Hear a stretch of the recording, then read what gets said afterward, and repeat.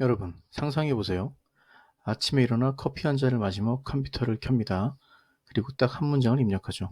요즘 유행하는 친환경 디자인 굿즈를 파는 쇼핑몰을 만들고 이번 달 수익 1,000만 원을 달성해줘. 그러고 나서 여러분은 다시 산책을 나갑니다. 그 사이 AI가 시장을 분석하고 로고를 만들고 광고도 집행하고 결제 시스템까지 구축해서 실제로 돈을 벌어옵니다. 농담 같나요? 그렇지 않습니다. 2026년 현재 실리콘밸리에서 가장 뜨거운 논쟁을 불러일으킨 매트릭스가 실제로 보여주고 있는 풍경이죠. 직원이 단 한 명도 없는 회사, 즉 영인 기업의 시대가 열린 겁니다. 오늘 이 미친 듯한 변화의 정체와 그 안에 숨겨진 성공의 비밀을 비주류 보이씨가 설명해 드리도록 하겠습니다. 직원이 한 명도 없는 회사가 돈을 번다면 믿으시겠습니까? 2026년 6월 말 실리콘밸리와 X를 뒤흔든 매트릭스라는 도구 하나 때문에 이 낯선 이야기가 현실이 되고 있습니다. 사람은 방향만 정하고 나머지는 AI가 알아서 돈을 버는 시대. 그 안에 숨은 진짜 비밀을 지금부터 하나씩 풀어드리도록 하겠습니다. 한마디로 사람은 방향만 정하고 실제 회사 운영은 AI가 맡는다라는 도구입니다. 매트릭스는 AI 에이전트로 회사를 통째로 굴려주는 자율기업 런타임인데요.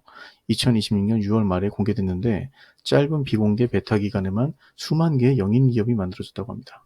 매트릭스 공식 계정도 지난주 베타에서 사용자들이 수만 개의 영인 기업을 만들고 실제 사업을 시작했다라고 밝혔습니다.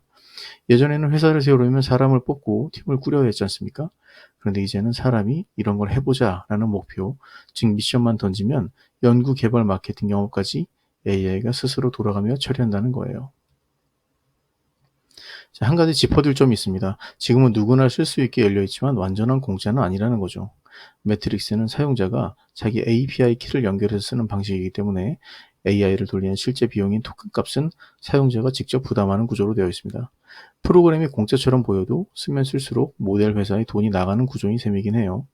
그리고 정작 매트릭스를 만든 쪽이 어떻게 돈을 버는지, 즉 자체 수익 모델 같은 건 공개가 전혀 되어 있지 않습니다. 지금은 매출보다는 사용자와 화제를 최대한 모으는 단계로 보이기 때문에 이 점은 감안하고 볼 필요가 있죠. 그래서 X 안에서 찬반 반응이 많이 엇갈리고 있는데요. 제가 둘러본 결과는 대체적으로 흥미 반, 긍정 반인 것 같았습니다. 그럼 예전부터 있었던 자동화 툴이랑 뭐가 정확히 다를까요? 가장 큰 차이는 조수가 아니라 운영체제라는 점입니다. 예전 도구인 미국 AI 기업 엔스로픽이 만든 코딩용 AI 에이전트 클로드 코드나 오픈AI가 만든 코딩용 AI 에이전트인 코덱스는 사람 옆에서 일을 돕는 조수에 가까웠어요. 반면 매트릭스는 회사 전체를 운영하는 운영체제 OX 역할을 한다고 보면 됩니다. 사용자가 API만 연결하고 가상의 사무실을 열면 그 아래 부서와 실행 담당 에이전트들이 알아서 생겨납니다. 매트릭스는 자체 에이전트인 네오와 클로드 코드, 코덱스를 한꺼번에 지휘를 하고 있습니다. 성능 지표로는 GDP 벨 벤치에서 95.45%를 기록했다고 자사 사이트에 적어놨어요. 원래 이게 오픈 AI가 만든 벤치마크인데요. 시험 문제 같은 게 아니라 변호사, 간호사, 엔지니어처럼 44개 직업의 전문가들이 실제로 하는 업무를 얼마나 잘 해내는지 분석하고 재어보는 겁니다. 그러니까 시험을 잘 보냐가 아니라 실무 결과물을 사람만큼 뽑아내느냐를 보는 셈이죠. 다만 이 95.45%라는 숫자는 공식 리더보드 순위가 아니고 매트릭스가 자기 방식인 한에서 돌려서 스스로 발표한 값이라는 점은 감안해서 봐야 할 것 같습니다. 이 매트릭스가 일을 하는 방식도 굉장히 흥미롭습니다. 트렌드를 훑어 시장 기회를 찾고 데모를 만들고 미국의 대형 온라인 커뮤니티인 레딧 같은 곳에 뿌려서 피드백을 모으는 과정이 하나의 사업 루프로 이어집니다. 심지어 온라인 결제를 대신 처리해주는 미국 결제 서비스 스트라이프로 결제까지 붙여서 첫날부터 돈을 벌 수 있게 설계를 했다고 합니다. 이걸 보고 열광하는 사람들은 어떤 점에 반했을까요? 맞습니다. 바로 혼자서도 큰 회사를 만들 수 있다는 점입니다. 예전에는 아이디어가 아무리 좋아도 사람들을 못 구하면 시작조차 어려웠죠. 이제는 그 한계가 확 줄어들었다는 거죠. 그래서 1인 10억 달러 기업의 서막이라는 말까지 나오고 있습니다. 10억 달러면 하나로 약 1조 5천억이죠. 직원 한 명이 그런 규모를 노린다는 건 상상이 안 가는데요. 이제 갑자기 현실감 있게 다가왔다는 것이 중요한 포인트가 되겠습니다. 실제 베타 사용자인 아나톨리 코파제는 AI 템플릿은 고르는 게 아니라 성장, 연구, 콘텐츠, 영업, 운영 같은 회사의 기능을 통째로 붙이는 것이라고 표현했습니다. 다만 이 글은 이 사람이 유료 파트너십으로 올라온 홍보성 글이기 때문에 그 점은 좀 감안해서 볼 필요가 있을 것 같습니다. 어느 정도 걸러들으란 말씀이고요. 어쨌든 핵심은 에이전트 하나를 만드는 게 아니고요. 돈 버는 회사 하나를 조립한다로 생각의 틀이 바뀌었다는 점입니다. 자, 그럼 VC와 창업자 입장에서는 이게 어떤 의미가 있을까요? 창업의 공식 자체가 바뀔 수 있다는 의미이기도 합니다. 지금까지는 사람을 도는 AI인 에이전트 부조종사가 중심이었죠. 이제는 회사처럼 스스로 움직이는 에이전트 기업으로 넘어가는 흐름입니다. 예전 창업은 돈을 모아 팀을 키우는 방식이었잖아요. 앞으로는 에이전트가 돈을 루프를 얼마나 잘 다듬느냐가 더 중요해질 수 있습니다.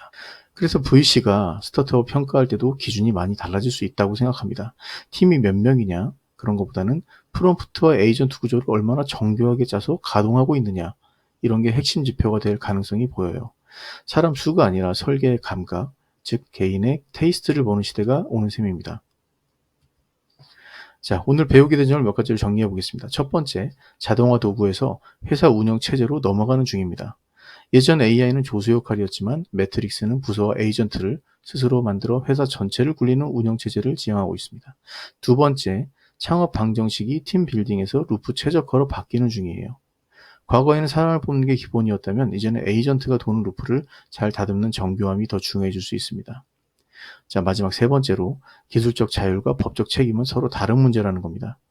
AI가 이래도 사고나 저작권 문제가 생기면 결국 사람이 책임을 져야 하니까 편리함 뒤에 책임 구조를 꼭 살펴봐야 합니다. 자, 마지막으로 하나만 더 덧붙이자면요. 화제성과 실제 매출은 반드시 구분을 해야 합니다. 수만 개의 영인 기업이나 조회수가 곧 돈이 되는 건 아니니까 꾸준한 매출로 증명되는 진짜 실력을 냉정하게 뜯어봐야겠죠. 자, 이번 글을 쓰면서 제가 VC는 앞으로 투자할 때 팀의 크기만 볼 게 아니고 창업자가 에이전트를 얼마나 잘 설계하고 지휘하는지를 함께 봐야 한다고 느꼈습니다. 실제로 1인 창업자가 진짜로 유니콘으로 성장할 가능성이 보이는 증거들이 국내외에 나오기 시작했거든요. 하지만 여전히 화제성이 휩쓸리기보다는 실제로 반복되는 매출 루프가 있는지 직접 증명하고 확인하는 습관이 필요해진 시점이 된 것 같습니다. 저는 이런 영인 기업 흐름을 무조건 믿거나 무시하기보다는 작게라도 한번 써보면서 판단하는 시간을 가질 때가 됐다고 생각하게 됐습니다. 조만간 깔아보고 저도 직접 사용해 보도록 하겠습니다. 오늘 보신 영상의 전체 글은 뉴스레터를 구독해 주시면 매주 월요일에 읽어보실 수 있습니다. 하단에 뉴스레터 구독 링크 남겨놨으니까요. 뉴스레터 구독 부탁드리겠습니다. 더 많은 정보는 온라인에서 비주류 VC를 검색해 주세요. 구독과 좋아요 잊지 마시고요. 다음 시간에 더 신선한 소식으로 찾아뵙도록 하겠습니다. 감사합니다.